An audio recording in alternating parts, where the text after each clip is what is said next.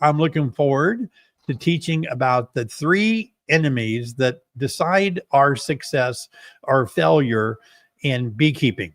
And this is not going to be your typical 3 enemies. Here's what you would typically think I would say, okay? You would think I would say mites, the Varroa destructor mite. You would typically think I would say the queen, a poor laying queen, will, make your hive die in the wintertime, or perhaps food or nutrition. I mean, those you think that would be the 3 things that I'm going to talk about. No, I'm not going to talk about those 3 things. I think I probably mentioned that so many times, you probably know it, except if you're new here, you may never heard those 3 and you just did. So let me talk about the 3 things. They're going to be a little different, a little unusual, okay? But I think they're going to be impactful and very helpful. So the 3 enemies, the first one is believing you know all about beekeeping. Now, there's a danger in that. Raise your hand. No, don't raise your hand. That's embarrassing. But have you ever come to realize that sometimes maybe we tend to think we know it all? Different personalities. I think I'm one of those people sometimes where I think I know it all at times. And honestly, I know I don't know it all about beekeeping or other subjects, but sometimes I kind of think I know a lot more than I do. And I get myself in trouble about that. But sometimes people start beekeeping or continue beekeeping, maybe this year's 3rd or 10th year. And there's a danger in believing that you think you know it all. It can be kind of bad. Let me explain that in a little more detail. Now, this is from Randy Oliver. I believe it was an article in the American, I don't know, it says ABF 2013. Maybe it was in a presentation that Randy did. But this is a common thing. Let's see. It's called see if I can remember the official name of the study, Dunning-Kruger effect. Yeah, it's a Dunning-Kruger effect, and it's not just in beekeeping. But Randy took the Dunning-Kruger effect and made it into beekeeping. And if you notice, what he explained is that everybody kind of starts off as a new beginner. They buy a nuke or a package, and that little graph there starts off on the left side.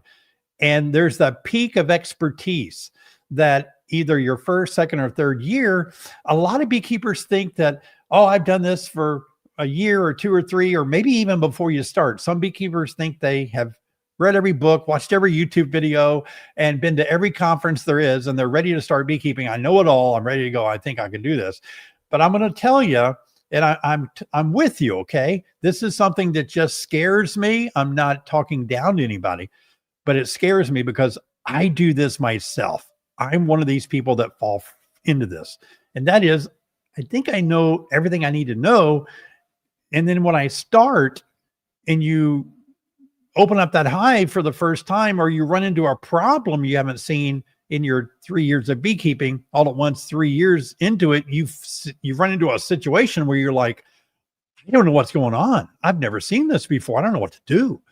So that's about the peak of expertise, where you think you know it all, and then there's a crash. Look how you go down into your 4th year, and this is what Randy calls the pit of despair. Randy has a website forever called Scientific Beekeeping, and he's at a lot of conference. He's going to be speaking at a conference.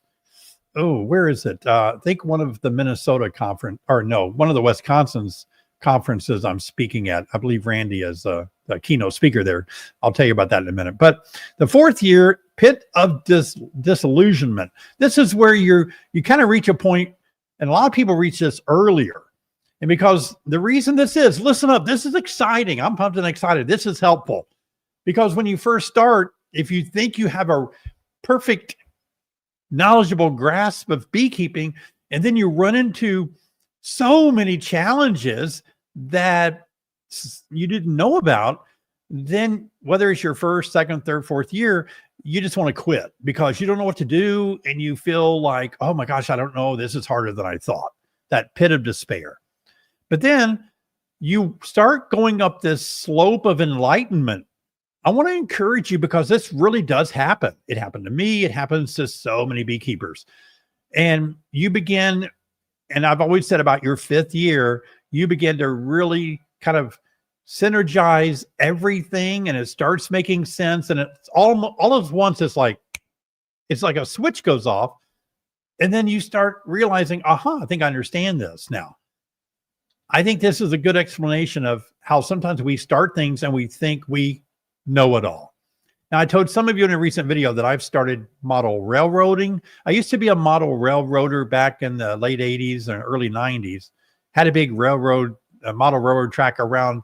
Sherry was so nice. She let me put a model railroad track through our kitchen, along the ceiling, through the kitchen, through the dining room, through the living room, through the opening, back through the kitchen. It was like crazy. I had a freight train and a Amtrak running at the same time. So when I started again this year in model railroading, I thought I knew it all. I'm telling you, don't start any hobby and think you know it all. I've been doing this for 30 years and I don't know it all. Okay. So let me keep going. So look, believing that you know it all when you start, sometimes that's bad or challenging because you're sometimes relying on assumptions that aren't backed by science. You're maybe relying on speculation or unproven things that you might see on social media. Yeah, here on YouTube or Facebook, you might see something and it may be unproven, and it may be presumptions, or you may be mimicking another beekeeper, not fully understanding what they're doing, but you're trying to mimic them.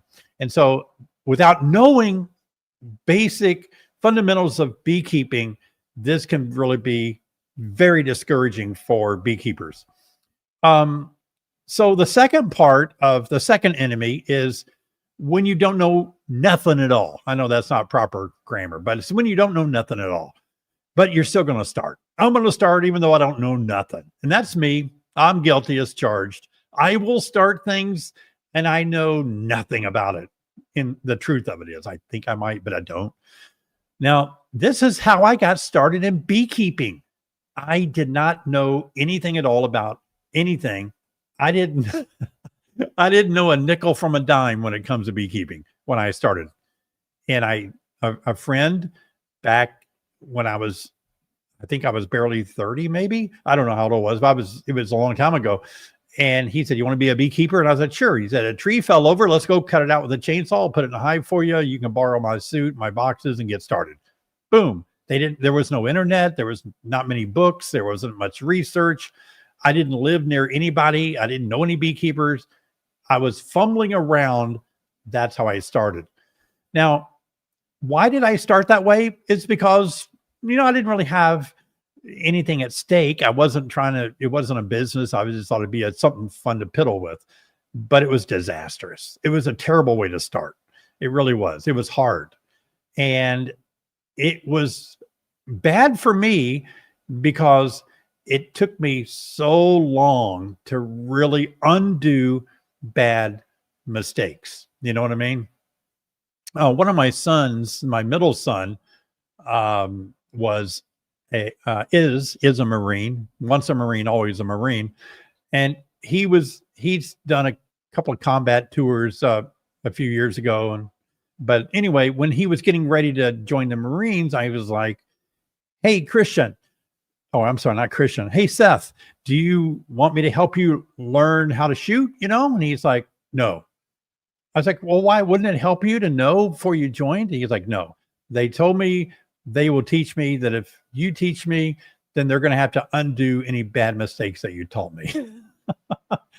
And so he didn't. He waited until he joined. He became a very decorated sharpshooter. So, there are times when you start off with the wrong things, and when you learn about the right things, it's really hard to undo them. It's really hard, isn't it? Sometimes to get the wrong way of doing something out of your mind to do it the right way, because sometimes muscle memory takes over and you just naturally do it. You fall back on what you know, right?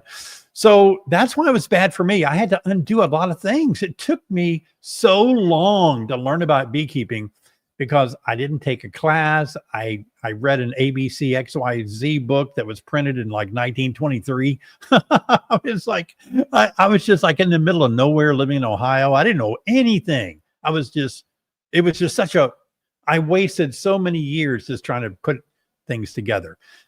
I'm a self-starter. I like doing that. But and when I look back at it now, there was no reason today to do it that way. Now, if that's the way you want to do it, I'm not faulting you a bit. I say more power to you.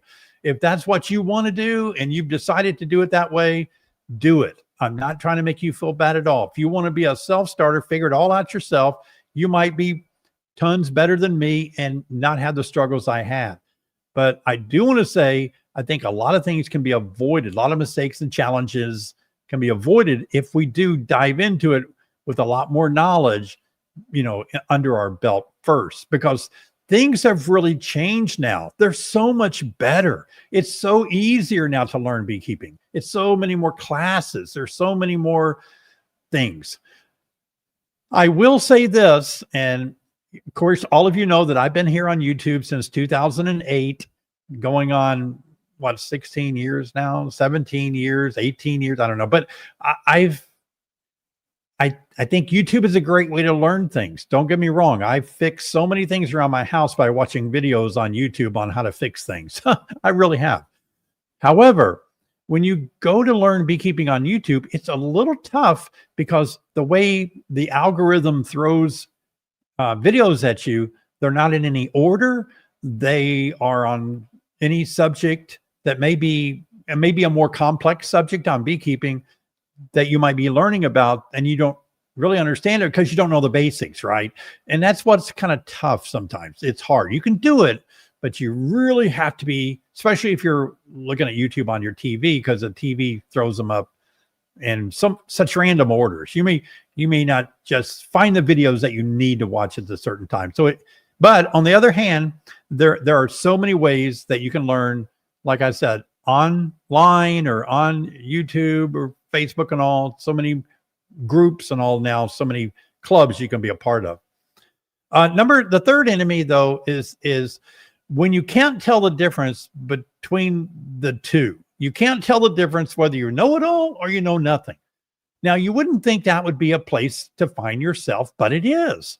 It's a strange place to be when you say, wait a minute, I think I know everything, but then you realize you don't know anything at all.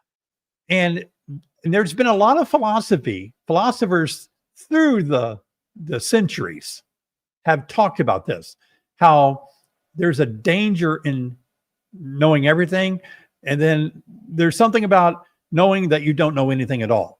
The person who's really smart and sharp is the one who knows they know nothing.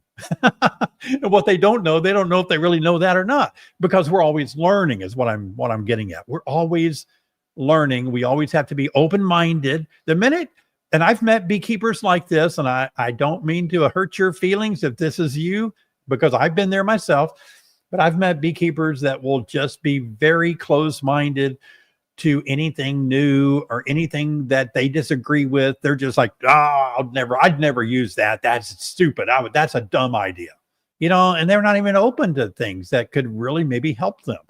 And so the more open-minded we are, the more we can embrace things that are good. Now, I read a quote. I meant to write it down. I'm going to try to butcher it now, but the quote said, if you want to learn something about new beekeeping, read all the old literature. And I love that quote because there's a saying that there's nothing new under the sun. And I know we have new things. I've discovered new things in beekeeping in my own bee yard, and other people have discovered new things, and we like things that can help us in beekeeping. But when it comes right down to it, there's not a lot new. It is still the same, right? It's still the same. But there's that moment when you realize that a lot of what you've learned may be wrong. That's kind of tough. A lot of beekeepers have told me that. They have written me. They've made comments on my YouTube channel. David, I learned beekeeping from wherever or whomever, and I realized I was wrong. I didn't have a good handle on it. And I was one of those people too. I learned wrong things and I had to redo things. There, I want to get to this one. So when you're in that state, confidence feels exactly the same as understanding, and you may not really understand what you're doing, but you may have confidence, but yet you're not doing it right because you don't understand it. Does that make sense? Or you're guessing at it. You're guessing at beekeeping. And guessing feels like you know it because you're guessing. Or familiarity replaces reasoning. Like you're so familiar opening up the hive all the time. You're so familiar looking at a frame of brood or so familiar with things that you're not really reasoning things through scientifically, if we want to use that word. And sometimes you stop asking questions. And that's a danger in beekeeping. It really is. Every year, friends, when I go out and open my hives up and my friend Patrick videotapes me. Hello, Patrick. Thanks for all your hard work too.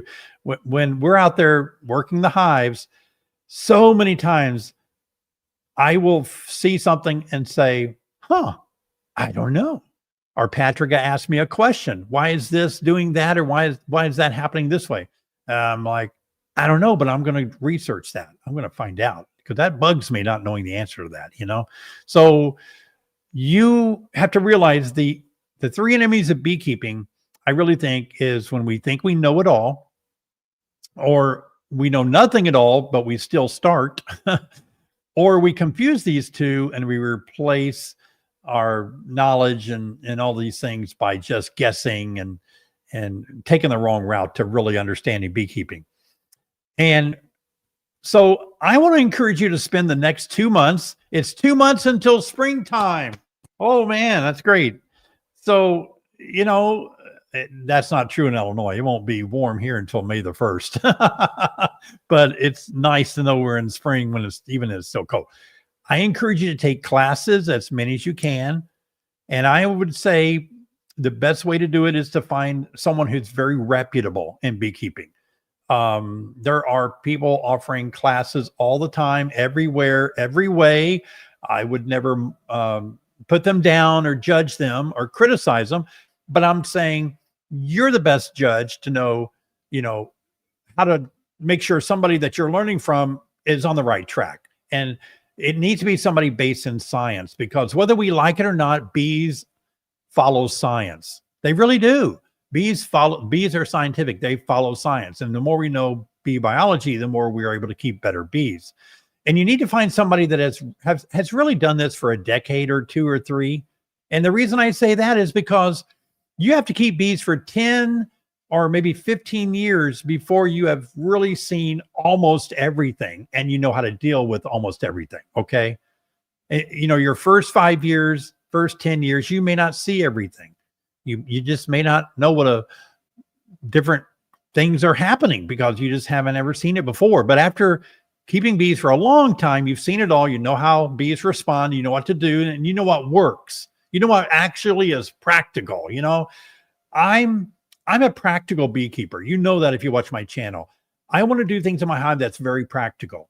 And so I think you should find a mentor, a teacher that is somebody that has done it for a long time and they're practical. They're not going to drown you in science, and they're not going to drown you in hearsay and things that aren't proven. You need to stay out of both sides of that swamp and stay in the high ground of being more proven and scientific in beekeeping. It just works better. Now, when you're picking somebody to learn from, doesn't matter what area they're in. A lot of people say, I want to find somebody in my area because that way I'll know what to do when they do it.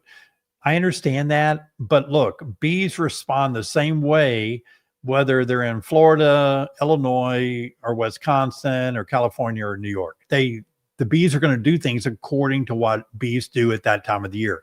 So they do the same things. The climate you live in may be different on the calendar, but bees are going to do the same thing. So I don't know what matters more to me, I think, and what is going to matter more for you is the style of the person that you want to learn from. Because we had our chimney cleaned today, a chimney sweep, for our fireplace. But he was telling me as he was there cleaning the chimney out, he was talking about, we were kind of sharing these ideas about learning from people. Well, he was writing with his left hand, writing out my bill. And I said, "Oh, you're left-handed. You must be really good at math." I don't know why I said that. I just heard that one time. He said, "Yeah, actually I am." But he said, "I never did good in school in math. I didn't take it as far as I could have because I didn't like my algebra teacher. She was not a good teacher and I didn't learn much." So you're going to learn more from somebody that you can learn from. You know what I mean? Yeah. Yeah. So I'd rather find somebody that I can learn from their style of teaching, no matter where they live. If they lived in a different area than I did, I mean, I learn based on somebody I can relate to, their style and all. So think about that. Don't just, think about the style. You know what I mean? Also, finally, I want to tell you, do your own research. Before you believe everything you hear, please do your own research. It's so easy today to do your own research. I want to caution you about trusting AI, ChatGPT and everything. Be so careful about trusting these forms of questioning, getting your questions answered, because I have used them and tested it out. And even today, I was using it, and I'll share that in a minute, but it was so wrong. It was so off. It would have been disastrous if I'd have followed those or taught what they said. So be careful. It's good most of the time, but it doesn't take much to really screw things up. So don't always just go to AI either. Okay, I got a word for the day. Do you know this word? Oh, this is a word, eclosion. And a honeybee egg ecloses, or we say hatches. It ecloses and becomes a larva.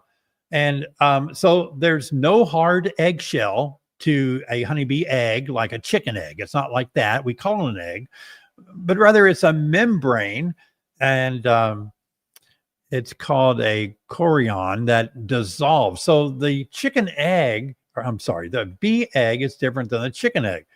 The bee egg is basically surrounded by, a harder membrane, but it's a membrane. So when it ecloses, and that's if you're trying to wrap your head around this word, it's in an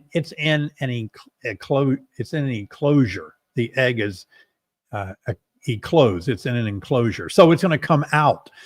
But here's the thing. I asked AI about this word, and it's not a she, but I was talking to her. It was a woman's voice. So AI said, yes, honeybee hatches, and so the egg breaks open, and the larva will climb out of the broken honeybee egg. That is wrong. And I said, no, that's wrong. That's not how it happens. It's a membrane. It is consumed. It's absorbed by this eclosion of the egg becoming a larvae. So it actually absorbs. There's no hard material. There's no egg. It just is absorbed. So it just transitions.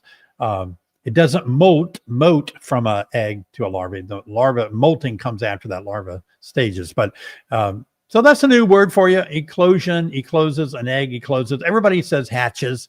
And but we're so used to eggs hatching. And so that's just a word that we use. So write that down. By the way, all of you listen up.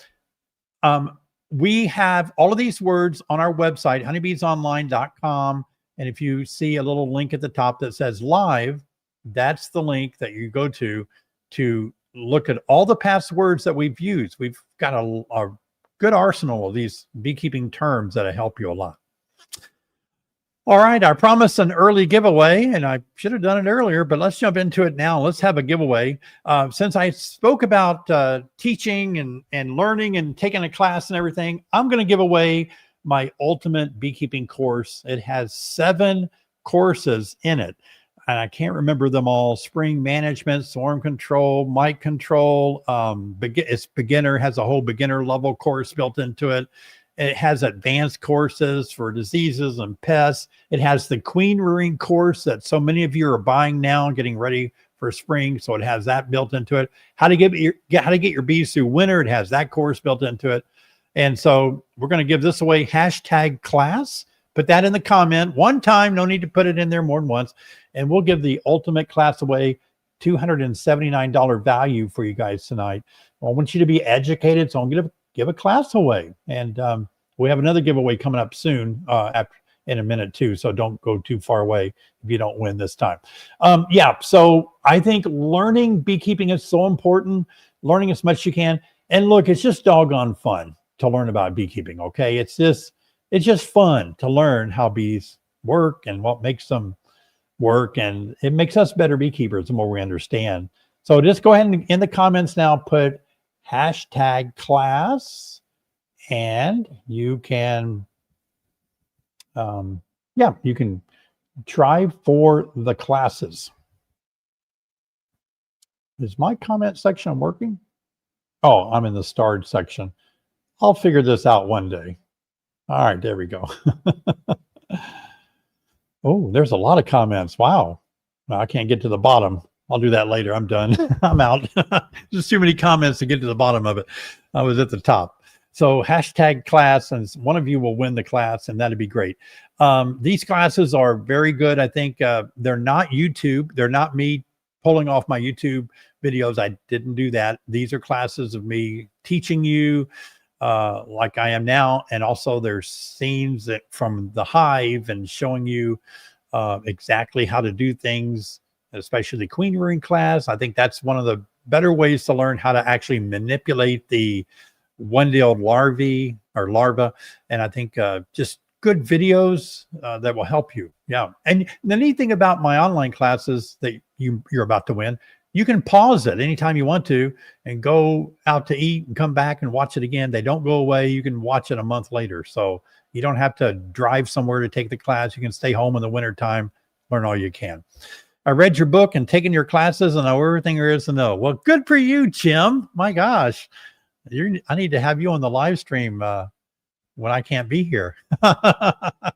Or you need to teach me how you learned everything.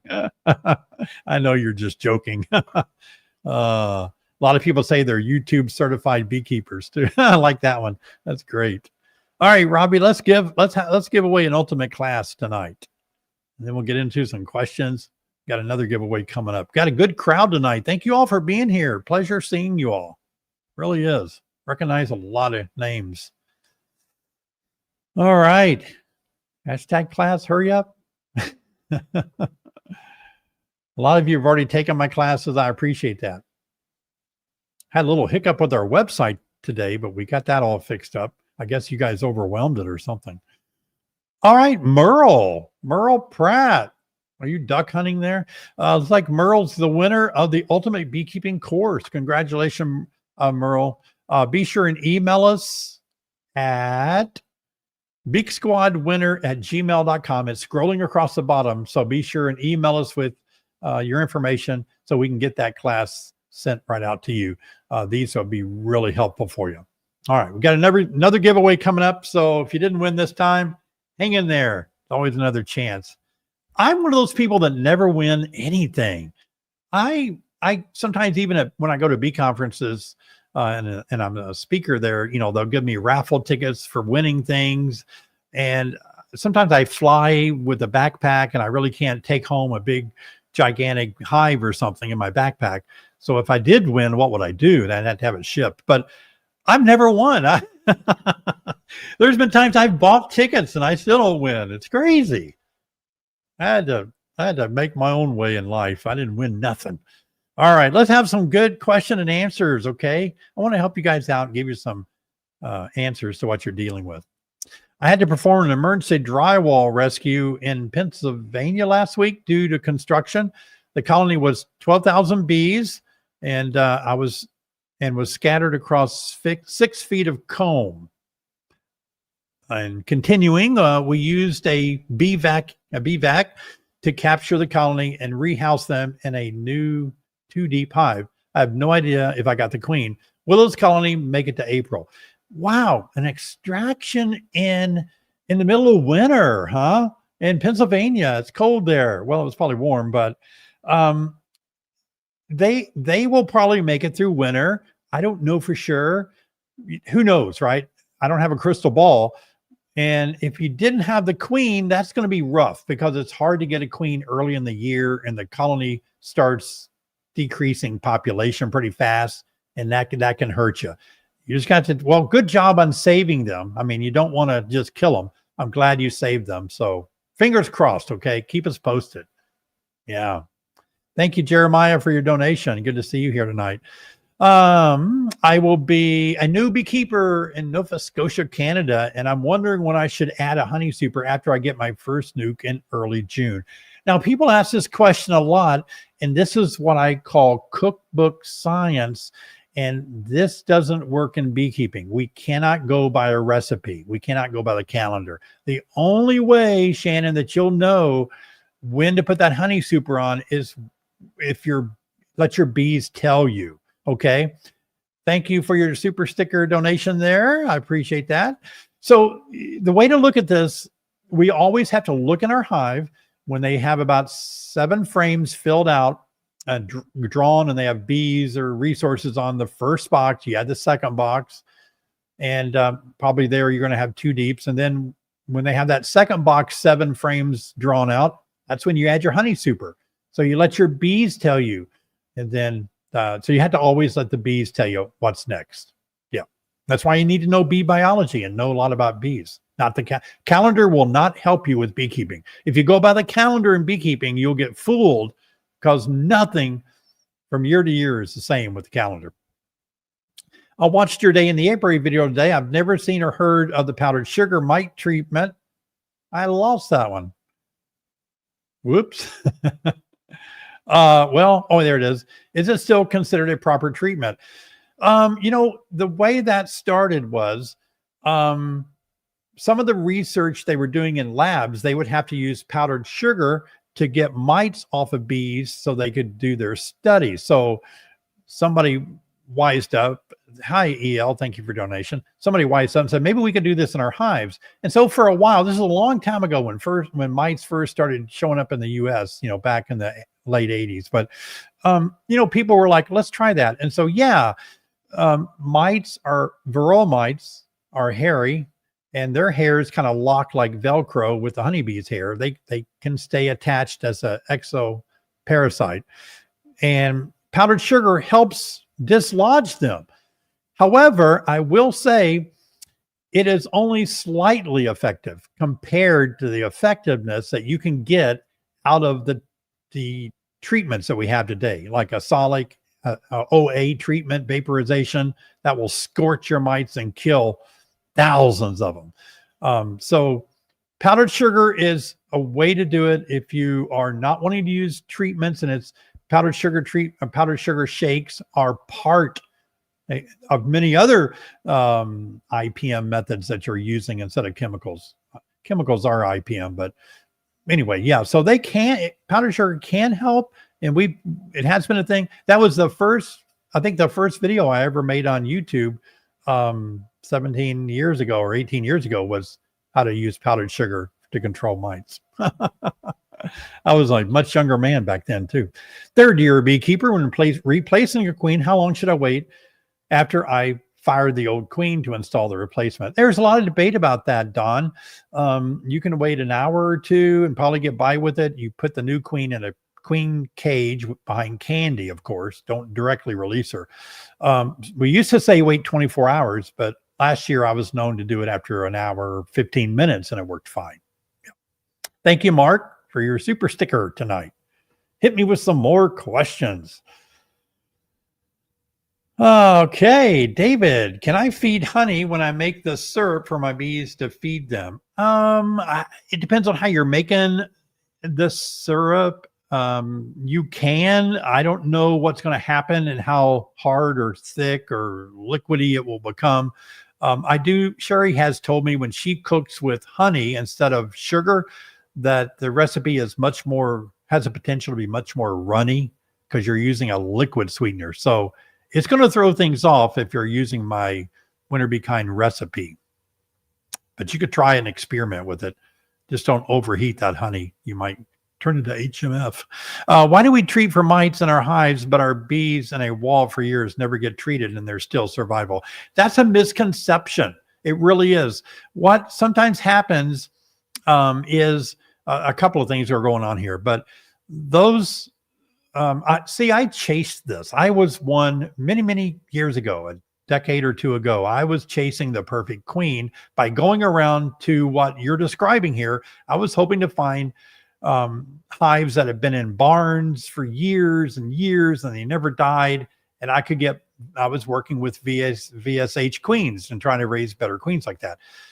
Unbeknownst to me, that hive, what it was doing was dying from mites, unbeknownst to anybody, one year.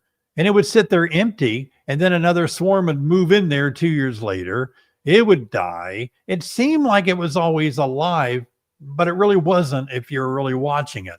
And I know this because I had some arborists bring trees out to my bee farm that had bees in them because they were cutting trees down and they didn't want to kill the bees. So they just cut the whole tree down, brought a big old part of the tree out here. And I can't work my bees in a tree. And they would live a year or two and die from mites. And then another swarm would move in there. They'd live a year or two and die from mites. But having said that, there probably are some outstanding genetics out there that are surviving mites. The second part of that answer is sometimes when bees are isolated, they may not be having a lot of mites being brought in. You know, we talk about mite bombs, and that's when a hive is really infested with mites, and through robber bees or drones, they can transfer mites from hive to hive that are really close together. Yeah. David, where's the best position to install drone frames in a 10-frame laying? Hey, Steve in Texas. The best way to think about this is that bees naturally raise their drones on the kind of the outer perimeter of the brood nest area. That's going to be about roughly 2 frames, maybe 3 from the outside wall. I heard somebody say the other day that they start by putting it in the middle to get it drawn out, and then they start moving it out once a week or something to get it on the outside edge. Yeah. Put it too far out, they'll just turn it into honey. Several days ago, when the weather in Pennsylvania was mild, our bees were flying like crazy. I know, mine too. And they were searching for water. What was the reason for them searching for water? Now, that's a good question. I like to see that question on a master beekeeper test. So the obvious answer is they're trying to eat their honey. They're trying to utilize capped over honey. And so they're opening it up, and it's 16, 70%. They're using water to dilute their own honey for better food consumption and feeding it to brood. Yeah, because I know they don't need a lot of water in their hives, moisture in the wintertime. There's plenty of that in there already. Trying to dilute the honey. When mixing your own honeybee healthy recipe, is it okay to use lecithin capsules instead of granules? These capsules, oh yeah. I personally would not do that. I never feed bees anything that hasn't been proven to be good for bees, proven for a long time, because honeybees are very sensitive to things, you know, and I just don't know how that's going to react, all those other chemicals that might be bad for bees. Make sure it's been proven first. Yeah. Hi, David. 2 weeks ago, we were able to do an inspection here in Texas. I know you guys have been so warm. We found 2 queens in one hive, our blue queen and an unmarked queen on adjacent frames. What would you have done? I would have made a video. And I did. I made a video last year. Patrick and I opened a hive up, 2 queens in it. We marked 1 green. We marked 1 blue. It turned out that they were in the process of requeening, and they got rid of 1 and kept the other one. Probably what's going on in your case. However, not unusual at all for hives to have more than 1 queen that get along fine. It's not uncommon. Thank you, Sally, for your donation. It's good to be here tonight. It's been a while because I work night shift. Got off tonight. Well, congratulations. No better feeling in the world, isn't it, than be off from work. Can I get an amen on that one? When you're done working and you're off for the weekend or you're off for the evening, oh, doesn't it feel good? Live here in Connecticut. Heavy liquid feeding up until December. Noticed not a lot less activity. Looked in last week and not no active bees left. It was a new package in the spring. First year, plenty of funding. Any ideas? First question would be, obviously, Bob, would be your mite count. How good were you at controlling the mites all year long? Those viruses that mites vector or spread are really tough. Second thing would be, did they ever swarm? Did you lose population? They get small. So mites and queen quality comes to mind. Yeah. Well, hello there, JR. Thanks for your donation tonight. Running 2 deep supers, and the bees have propolized the 2 supers and the frames together so strong that most frames have pulled apart. How should you approach getting frames out and the hive in order? Oh, good question. I love that. That happens to me in the early part of the year, because I go out and start working my bees and it's not really, really hot outside yet. And that propolis is cold and it will break. You'll try to separate and the wood will break because they're so glued together. You need to wait till a little bit warmer weather. I was looking at research last week that Kathy Misko showed me. She's a master beekeeper too in Missouri. She, in some of her research, she found that if you expose if you expose an egg to temperatures below 84 degrees Fahrenheit, only 1% of eggs hatch if they've been exposed to temperatures below 84. That was amazing. I was like, wow. Wow. So yeah, you almost have to wait and start working your hives when it's a little bit warmer, and it loosens up that propolis. I use your winter be kind recipe. I haven't been too successful with it, though. It turns to granulated substance and drops from the board. The bees still eat it, but what I'm doing wrong? It's hard to tell. It has, making candy, it has to do with altitude. It has to do with your kitchen appliance. Are you using a quick propane or using a gradual heating element? It's tough to make candy. I know. I can't really say it took us 2 years to get that figured out before we could actually sell these things. It's tough. Yeah. All right. We're going to have a giveaway after this question. Why do bees walk around the outside of the hive when it was 40 degrees in Maine? Well, hopefully they're okay. It could be sometimes bees die and they're almost dying and they just go out on their own and just start walking around and die off in the grass. It could be that they're just not real healthy, or it could be they were looking for something in the grass. If maybe there was candy or queen or something. I don't know. It's hard. If it's hard, I'd have to come and see what's going on there. All right, let's have a giveaway. Okay, got another giveaway coming up. Oh, I got to do it again, folks. I got to give away another ultimate class. Yeah, some of you really wanted that. And I know so many of you have enjoyed it. And this is the next 2 months is when I really want you to educate yourself strongly on beekeeping. So let's give away another ultimate class. Okay. It has all those classes built into it that will help you, and you watch it forever. And as you grow in beekeeping, be great. I read a comment on is it hashtag class again, Robbie? Yeah. Hashtag class. And yeah. So I read a comment where you might be here tonight, but it was a 11-year-old that said they were getting into beekeeping this summer. And I thought, oh, that's so cool. Doing it with their dad and a friend. And I thought that's so cool. And I thought 11-year-old would really be so hungry, I think, to grab information from these classes. Hope you're here tonight. You could try to win that class. But it's going to help you so much understand beekeeping. Indeed. Yeah. All right. Let's see who will win the ultimate class. Put in hashtag class in the comment. Only one time, please. And we'll see who will win tonight. Yeah.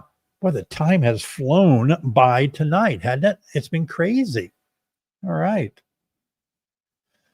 All right. Looks like we're off to the races here to see who will win an ultimate class tonight. Yeah.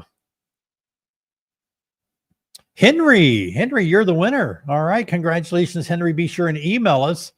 Send an email right away to beaksquadwinner@gmail.com, and we'll be sure and get you connected to my online courses. So you'll be able to learn from me, hours of me teaching you, not my YouTube videos. You've seen those. This is more in-depth teaching. It's more organized. It's more, I think you'll really appreciate it. Yeah.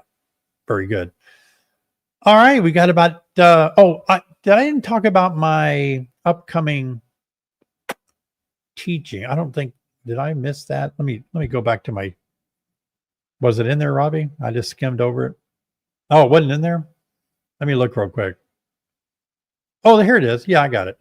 Okay, so I'm going to be speaking on February the 6th and 7th at Midwest Honeybee Expo in Madison, Wisconsin. If you guys are wanting to come to a great, huge conference, not their first time to do it, you'll enjoy this. Top speakers, everyone's going to be there that you know probably. There's the website, MidwestHoneybeeExpo.com. And I'll be there, maybe Sherry, and I think Patrick is going to be there. I think so.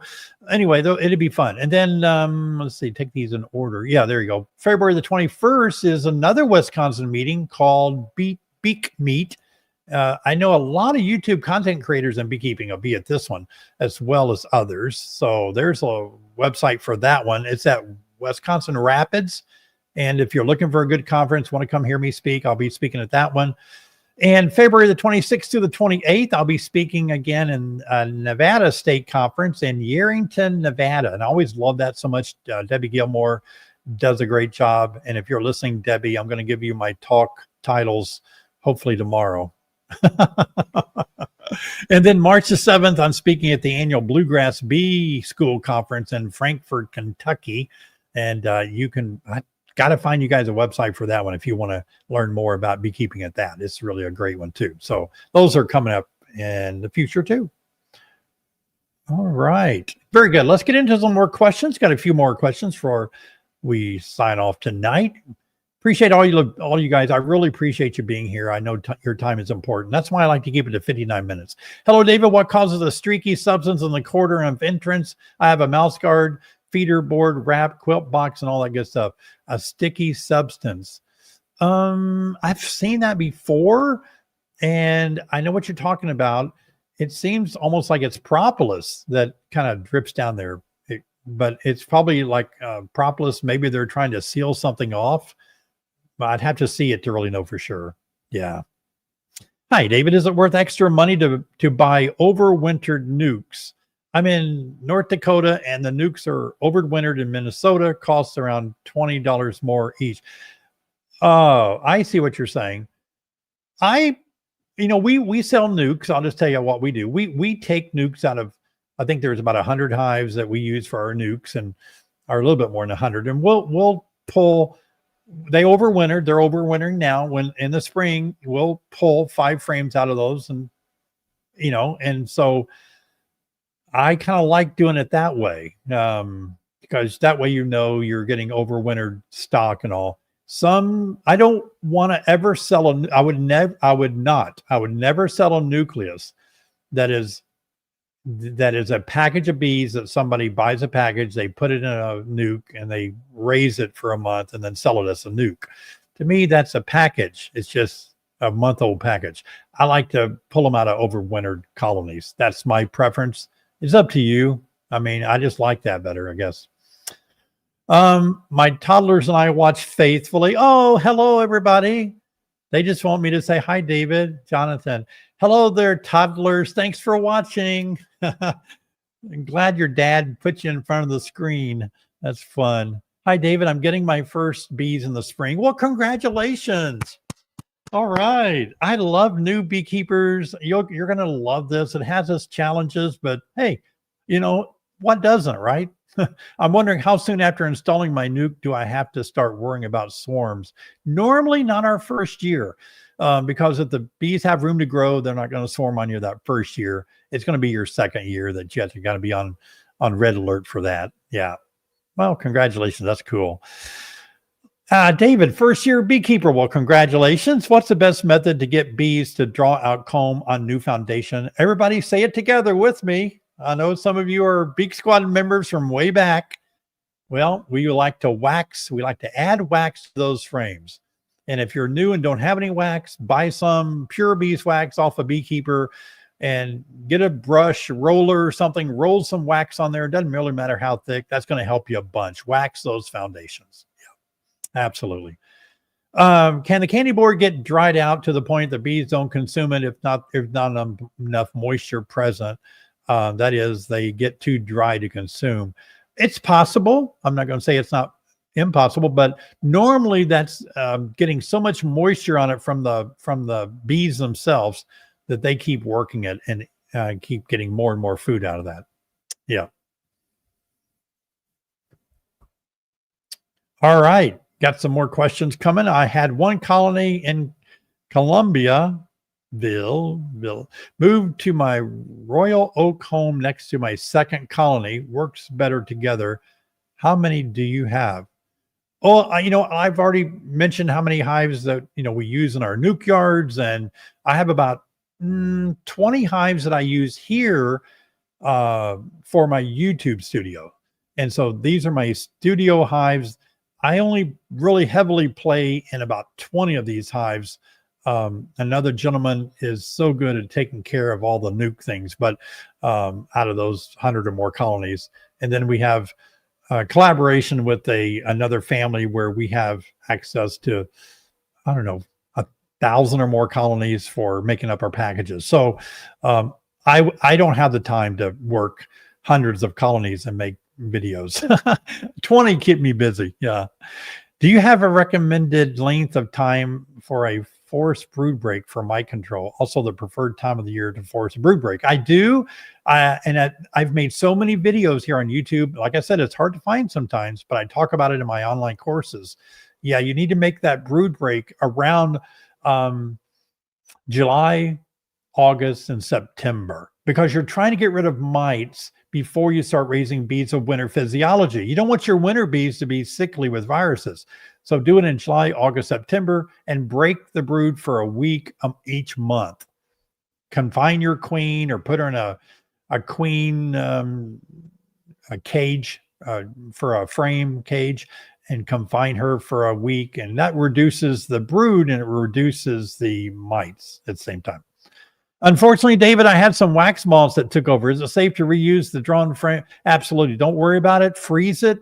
And you might want to scrape it off, re-wax it. But yeah, as long as you freeze it, it will kill all stages of those wax moths. It's not bad. It looks bad, but it's not. You can reuse that. Got to kill it all, though. Have 2 deep frames with 9 frames, honey super, wide comb. Yeah, I bet it is. Bees have eaten the super. Oh, okay, the honey and the super. Will cluster and queen move to the top for the winter be kind? Will cluster make super comb suitable for brood? I chose to just remove. I choose to just remove. Yeah, let the bees take care of everything. They'll make all that beautiful. They'll work it all out, and they will move up to that candy if and when they need it. Yeah, don't worry about that. Got time for one more question tonight. One more question. Howdy, friends. When doing a split with a swarm cell, should I cut it from the bottom of the frame and place it in the middle to the top of the frame, or can I leave it on the bottom and put it in the nuke? I would suggest this. I just move that whole frame over there and not touch those queen cells. Queen cells hang like this, and if you move them this way too early, you can kill that queen in that cell. So keep them vertical and just move a whole frame over there with those cells on it. Even if you have more than one queen cell, it doesn't matter. They'll take care and get it down to 1, But that's one of the things I did wrong when I first started raising queens. I was too new at it, and I was putting queen cells in my pocket, and I didn't think it mattered. And it mattered. They died because they went, horizontal, and it killed them. You gotta know bee biology. Yeah, friends, that's it. 59 minutes of more fun than we could stand tonight. Woo! I love being with you guys tonight. I love all of you so much. So many of you, I know some of you from conferences. I recognize your names and speaking, and I know you're on YouTube with me all the time. What a family, what a community we have right here as the Beak Squad members. Don't forget to check out our Beak Squad merchandise. We have Beak Squad merchandise on our website. You can check that out. You can buy Beak Squad stickers and hats and tumblers and shirts and things, and be a Big Squad member, okay, of our live stream here. But thank you so much. I hope you have a great weekend, and I'm making a lot of videos for you guys. And as always, I love you to the moon and back, and I want you to be sure and check out all my videos on YouTube, especially the last one I made about we only have 2 months left, and there's a lot of things I suggest we be doing. Let's take care of that. I'll see you guys in the next video.